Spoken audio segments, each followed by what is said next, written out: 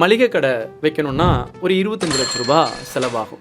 ஒரு super market வைக்கணும்னா கிட்டத்தட்ட 1 கோடி ரூபாய் செலவாகும். இதுவே ஹைப்பர் மார்க்கெட் டிமார்ட் மாதிரி வைக்கணும்னா ஒரு 3லேருந்து 5 கோடி ரூபாய் செலவாகும்.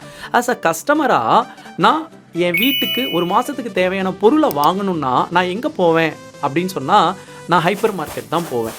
ஈவன் எனக்கு அந்த மளிகை கடைக்கார அண்ணன் தெரிஞ்சிருந்தாலும் கூட என்னுடைய சாய்ஸ் எதுன்னு சொன்னால் ஹைப்பர் மார்க்கெட். ஏன்னா அங்கே எல்லா பொருளும் என்னால் பார்க்க முடியுது, எனக்கு நிறைய சாய்ஸ் இருக்குது, அதோட விலையை பார்க்க முடியும், என் பட்ஜெட்டில் என்னால் பொருள் வாங்க முடியும். ஆனால் இந்த மளிகை கடையில் என்னால் எல்லா பொருளையும் பார்க்க முடியாது, அதோட விலையும் எனக்கு தெரியாது.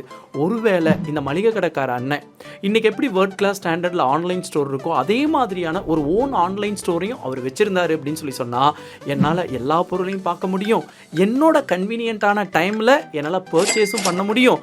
அது மட்டும் இல்லாமல் அவர் எனக்கு தெரிஞ்சவர் அப்படிங்கிறதுனால என்னுடைய ஃபர்ஸ்ட் சாய்ஸ் யாருன்னு சொன்னால் எனக்கு தெரிஞ்ச அந்த